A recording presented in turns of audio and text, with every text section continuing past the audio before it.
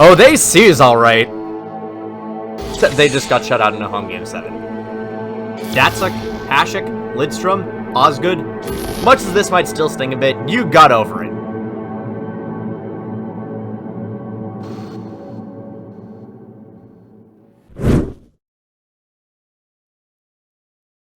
Now this is something that is only going to appear here and nowhere else in the video. This is a trigger warning.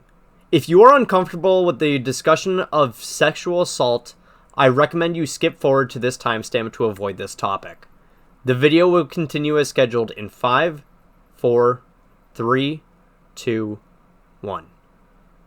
It seems odd to include a random game in the beginning of the season to represent the Blackhawks, right? Surely that means they haven't had much heartbreak since the lockout. Quite the opposite, actually. The day prior to this game, Chicago-based law firm Jenner & Block had released the findings of an investigation they made into the Blackhawks organization centered around the 2010 Stanley Cup team. What they found was that video coach Brad Aldrich had repeatedly sexually assaulted Blackhawks prospect Kyle Beach and the entire organization, from owner Rocky Wirtz to general manager Stan Bowman to head coach Joel Quenneville, had worked to cover it up. Obviously, this situation deserves far more attention than a note in a video like this. I know it's years old news at this point, but if you would like to see more about it, TSN has a half-hour-long video of Rick Westhead talking with Kyle Beach about everything. It's an uncomfortable watch, but one I think is necessary as a hockey fan, as an indictment on the boys club culture that the sport propagates at every level. It's really difficult to parse this game in general as a result. How do you take the result of this game seriously with everything surrounding it taking the focus away from the game? You can't. This is the scandal that ruins the goodwill and credibility of an organization, and the men responsible for this scandal belong in the deepest bowels of hell for failing not only Kyle's career, but his life. Fuck you, Blackhawks. This isn't even going at 2 Bettman. We're making a new row called Delete Your Fucking Franchise. Rocky Wirtz can go drink a cocktail of kerosene and battery acid with Harold Ballard in hell. Get out of my sight, you disgusting freaks. Much like other teams, the mediocrity that the Avs were mired in the early and mid-2010s made itself worth it with generational talents like Nathan McKinnon, Gabriel Landeskog, Mikko Rantanen before they traded him, and of course Cale Makar. That cup win in 2022 made many of us forget just how brutal 2017 was. However, going from cup winner to first round exit is never fun.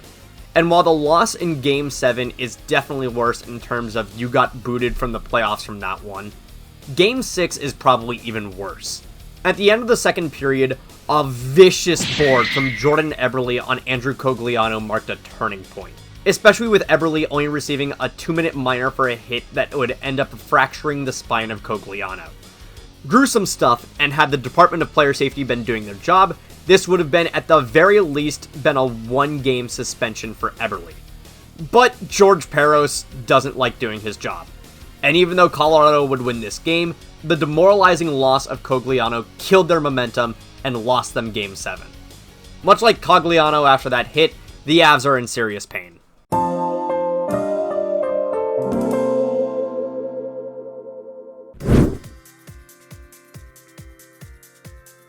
As much of a Bruins fan as I may be, I kinda had a feeling that these two teams were both so powerful that whoever won this series was winning the cup. I kinda wish Dallas had came out on top, and they nearly frickin' did. Ben Bishop had an insane game with 31 saves made in just the back half of regulation alone. Some close chances from Radek Faksa, and a clear shot from Jamie Benn that went just wide. Damn it! Had them excited for a second, but over an hour of stalemate hockey later, Pat Maroon would hit pay dirt against Bishop. And to think most of this could have been avoided if Vince Dunn hadn't scored on a throwaway. To be inches away from the conference finals, and potentially even the Stanley Cup. And to not only lose it all against a division rival, but to allow the story of Jordan Binnington to propagate and infect the NHL is nothing short of infuriating. You did this, Dallas. This is your fault! And for inflicting the serious pain that is Jordan Binnington, you got a serious pain yourselves.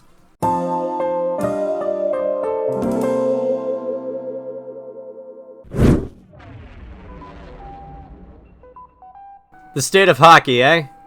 If that were true, I think they'd have won a round at least once in the past 10 years. But nope, this is the best they've done in a while. It all started July 4th, 2012. 2 months before the lockout that would shorten the NHL to just 48 games. The Wild signed 2 contracts that signaled a renaissance for the team, but what turned out to be the beginning of the most frustrating era for the team since returning to the league. The prizes of the offseason. 2 good old American boys for the future. Zach Parise and Ryan Suter. For 13 years, $98 million each. Lavish contracts, no doubt. But considering the talent they both had, and the upcoming core of Jason Zucker, Charlie Coyle, Mikael Granlund, Nino Niederreiter, and others, this was supposed to elevate them to elite standing in the league. However, just 3 years into the deals, the cracks showed more than ever. Well, I guess it really isn't their fault that they went up against a tainted dynasty at the time. This series was a harsh realization for the entire team. Parise and Suter can't elevate the team much more than what they were able to do in this run. And they'd be locked into those contracts for another decade before getting bought out. But that still proves just how bad those contracts were. Even now, as they're out of the Parise and Suter contracts, they're still not over the hump. Maybe with all the extra money they can re-sign Marco Rossi, except he doesn't want to be there anymore. Nope, this is right in the frickin' hot.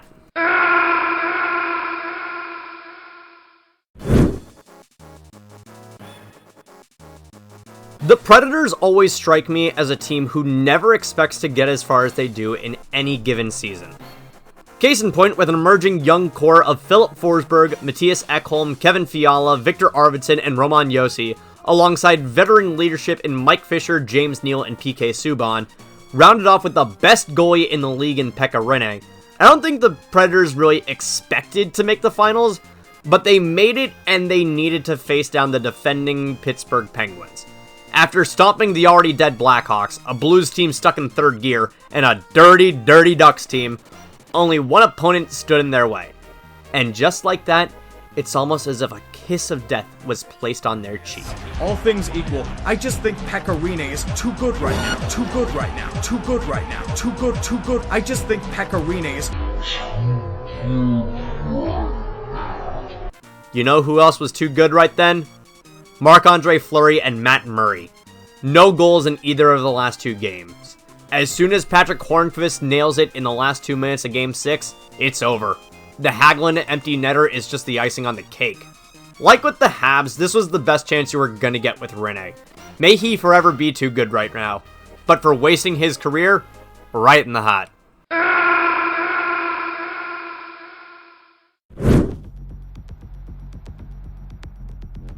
Blues fans, this may be rough, but let's be frank, you deserved this loss.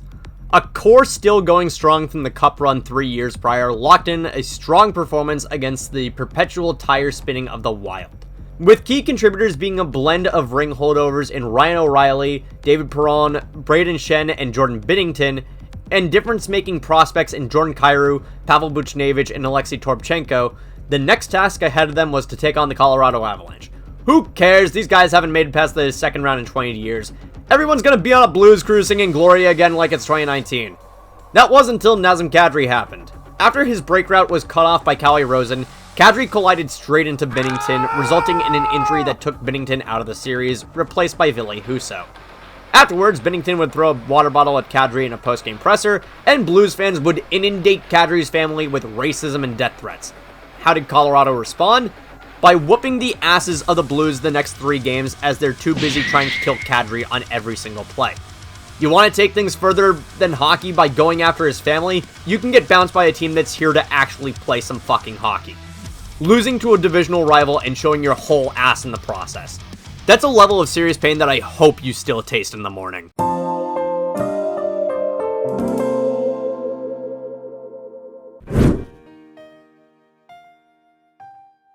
The constant frustration of hockey in the desert was one that plagued the Coyotes for their entire existence. However, even if the premise raises an eyebrow, you can't necessarily say that it doesn't belong. Not with the fans who were left heartbroken after this game. Due to the constant awful decisions made by Alex Meruelo, the Arizona Coyotes were forced into an impossible situation. From the hiring of the snake oil salesman known as John Chayka, to throwing out the retirement banner of Shane Doan, to forcing the team to play in a college stadium because you couldn't pay off the debt you had to Gila River Arena, and promised a new stadium you hadn't even broken ground on, let alone purchased the plot at auction yet. Something had to give, and it resulted in the Arizona Coyotes playing their final game in 2024. I won't lie, this is the only game on here, even as a Bruins fan, that made me cry while watching it. Watching this team with so much future promise in its forward core play out the final game of their franchise's existence, even if they'd all still be playing the next year, just in Utah, you can tell how much these players recognize the weight of it, and how much it actually means to the Coyotes faithful. And while the Coyotes may be revived soon, with Alex Meruelo still potentially at the helm, I fear for this relationship between city and team. May he never gain control over a hot dog cart 5 minutes away from the stadium, let alone another NHL team ever again. This might be the easiest and most understandable for everyone at 2 Bettman on this list.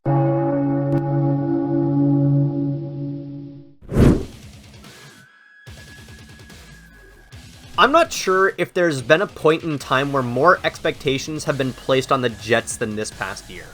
There aren't many to go through, but this year had to have been the most "this is our year" the Jets have felt since 2018. After career years of Kyle Connor, Nikolai Ehlers, Gabriel Velarde, and Mark Scheifele, the third consecutive 60-point season for Josh Morrissey, as well as one of the best years of Connor Hellebuck's career, everything was coming up Winnipeg. In one of the most exhilarating games in recent NHL history that was a close contender for the Blues segment, they put the dagger in the chest of St. Louis with a double overtime goal from captain Adam Lowry, but faced a white-hot Dallas Stars team that immediately put them in a 3-1 game deficit. However, momentum started to shift in the other direction with a 4-0 shutout at home to claw back into it. Scheifele's night was difficult. A goal to start the game, and then a penalty at the end of regulation that allowed Thomas Harley to step in and dash the hopes and dreams of the Jets. All the night after the loss of his father. For the alpha and omega of this game alone, that's some serious pain.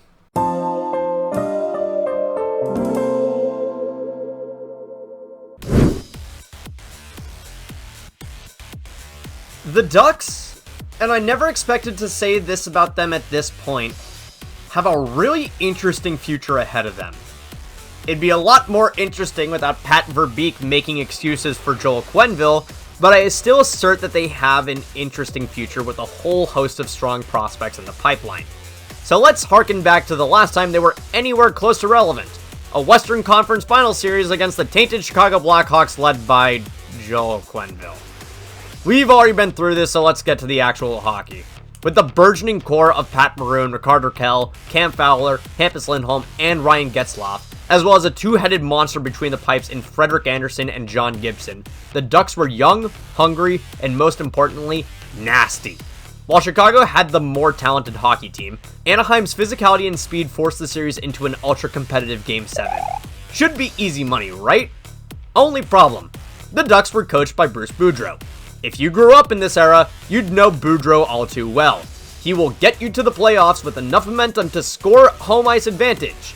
He will not, however, win you an elimination game on home ice. We'd seen it while he was on the Capitals, and it was time for us to see it again with the Ducks. Falling into a forward goal deficit is painful, and while the Ducks did their best to try and rally back, the suppressive defense of Brent Seabrook and Duncan Keith was enough to stave off any late game theatrics. Not only is it heartbreaking being one win away from making the Cup Finals again, but this also drops Boudreau's lifetime home elimination record to a measly 0-6 as of that point. I think that simple stat puts this right in the heart.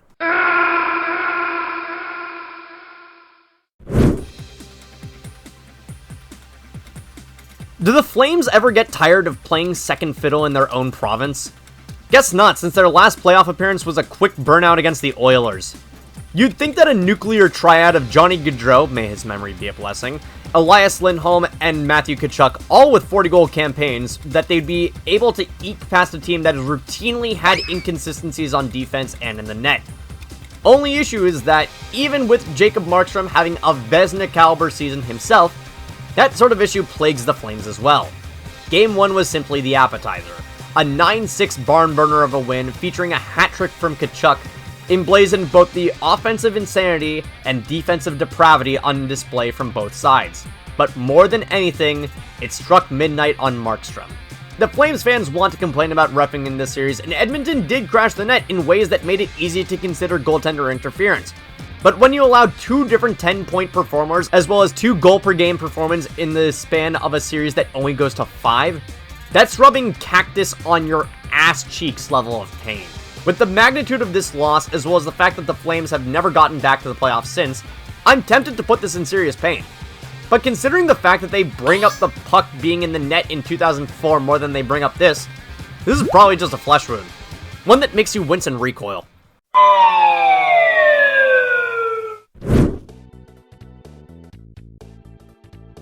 Now you, mister, have some serious explaining to do. A phenomenal season where McDavid becomes the first player since the fucking great one to notch 100 assists in the season. Draisaitl has a similarly great 100-point season. Zach Hyman surpasses all expectations by putting up 54 goals, and the emergent Evan Bouchard gives some hope on the blue line for once.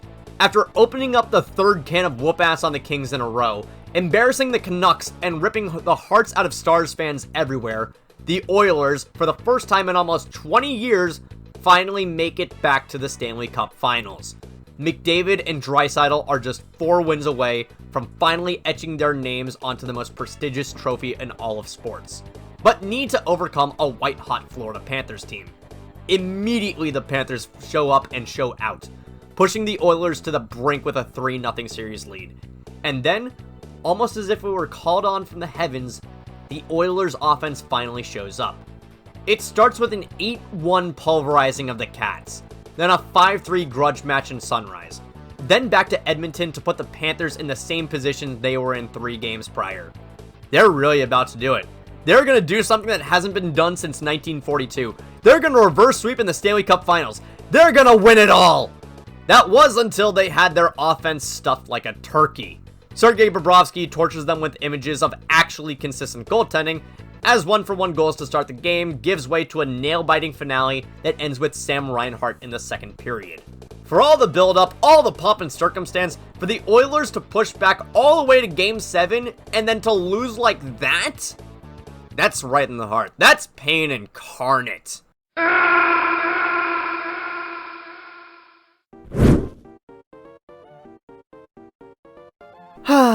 Forever the bridesmaid, never the bride. Kinda weird to be saying that about a team that's won 2 cups in the past decade and a half, but it's true. Not a single series win since 2014, but this has to be the most painful of it all though. Another strong season where the burgeoning core continues to make waves. Twin 35-goal seasons from Adrian Kempe and Kevin Fiala. Another strong season from Old Man Kopitar. Continued emergence from the likes of Quentin Byfield, Alex Laferriere, and Brant Clark. And a Vezina caliber season from Darcy Kemper. For the 4th season in a row, they get to face off against their kryptonite, the Edmonton Oilers. 2 strong performances get the Kings out to an early lead. And then divine intervention sets in. The intervener's name? Jim Hiller. Intent on giving everyone insight into true coaching prowess, he challenges the tying goal from Evander Kane for goaltender interference, after the goal had already been reviewed for such. Who would have guessed that this would result in the goal standing and the Kings being awarded a bench minor for delay of game? That would parlay into a second goal from Evan Bouchard just 10 seconds later. 2 empty net goals later, and the momentum of the entire series had shifted towards Edmonton. Honestly, if this wasn't the 4th year in a row that the Kings lost to the Oilers, this might be lower. But with each passing year, losing to the Oilers gets more and more painful. And for it to completely shift from a challenge that egregious, right in the heart. You gotta get past Edmonton soon, or you will lose whatever credibility your organization still has. Wait. You guys are bringing back Jim Hiller after that? No. This goes right into Et2 Bettman with that. What the hell? Oh man! This was a sight to behold. A strong as hell season from Joe Pavelski and the old guard in Thornton and Marlowe had this team out to a strong start, especially when supplemented by the then defensive might of Jason Demers and Mark-Edouard Vlasic. Antti Niemi doing a fine enough job in net most nights to make the team top 5 in goals allowed. With several blowout leads, the Sharks jump out to a 3-0 series lead against the Hotshot Kings. San Jose is gearing up for one of the best moments of their entire existence. And then they lose 6-3. But hey, the series is coming back to their home ice. Maybe they can get shut out. Oh god damn it, now you have to march back into the Staples Center and lose 4-1. Oh son of a bitch, at least now it's on home ice. But you'd better not lose 5-1 in the closeout game of a series you were up 3-0 in. In one of the most insane moments in recent NHL history, the Kings pull off the reverse sweep on San Jose. And the wild part, they'd go on to win the whole damn thing that year. So you had the cup winner in your clutches, all the momentum in your favor, and the best you can muster is 5 goals in the last 4 games of the series. We're just gonna leave this one here and move on. So this is an interesting case. With a team that's only been around for what will be 5 years this upcoming season, the Kraken really haven't had many heartbreaking moments. Even with losing in Game 7 to Dallas in 2023, it's sort of a Vegas in the Cup Finals of 2018 type deal. Did you really expect to get that far in the first place? So we're going to go with an incident earlier in that very season. Matty Beniers is one of the best young prospects in the league and is emerging as a deadly center up the gut. So what does Vancouver try to do? Murder him! That's what! For no discernible reason, Tyler Myers decides the best way to justify $6 million per year is to hit Beniers in open ice. Beniers goes down, and you can't even really call it a welcome to the NHL moment because what even instigated it? Beniers is upright, doing nothing, and Myers just comes along and rams into him. Again, the Kraken are young and don't have much material to work with. This is the best that I got. I'll get over it.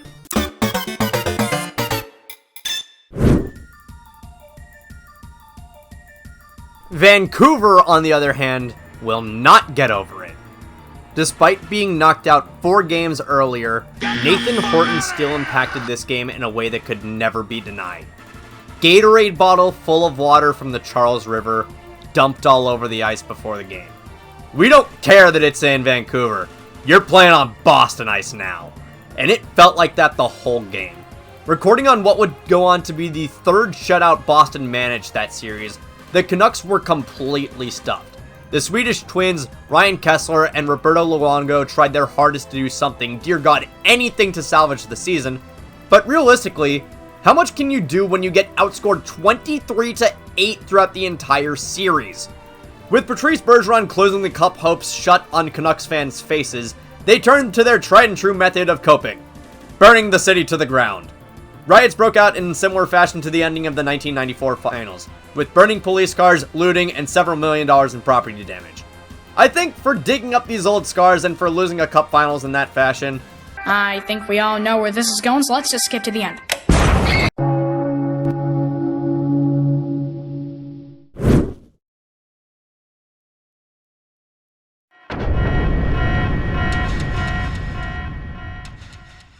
Hi, I'm Emily. I'm the resident Golden Knights fan here, and I'm going to tell you about their most heartbreaking game. not without me you're not. Knights fans, either you don't remember this or you wish you could forget. 2019 Stanley Cup Playoffs, Round 1. After dropping Game 1 to the Sharks, Vegas rattles off 3 wins in a row. But San Jose strikes back to force Game 7. Who gives a shit? Look, Cody Eakin just scored a goal. 3-0, 10 minutes left in the game. As long as nobody does anything stupid, this series is over. I really wish you didn't say that. Oh, and would you fucking look at that. The hero that got us to 3-0 in the first place, Eakin, delivers a cross-check right to Joe Pavelski's face, sending Pavelski to the infirmary and himself to the bench for the rest of the game. 5-minute major. They turn it into not 1, not 2, not 3, but 4 goals. Holy But it's fine. shit. It's all fine. Look, Marchessault ties it up with less than a minute left. And after almost a full period of white-knuckle overtime hockey, Barclay Goodrow slams the door right in the Knights' faces. Alright. Time to snap back to reality. Vegas won the Cup 2 years ago. They made the Cup Finals the year prior in their inaugural season, and this was the last year that the Sharks made the playoffs. Who's really winning this rivalry? Let's be real, this doesn't hurt anymore. You got over it. And there you have it. An unholy tier list that was designed to make all of my viewers relive their deeply seated trauma. For what reason? I don't know, I just felt like it. Consider it thanks to you all for the support you've given me and my video essays this summer. This is my way of paying it back. Re-traumatizing all of you! Aren't I just the sweetest? Hey everybody, thank you all so much for watching. I know the content drought was a little bit weird. I kind of wish that I got this out a little bit sooner, but such is life. If you want to see part 1, it's right here. If you want to see my most recent video about Mitch Marner, it's right here. And if you want to subscribe to the channel, it's right here. Thank you all so much for watching, and I'll see you guys in the next one. Take care.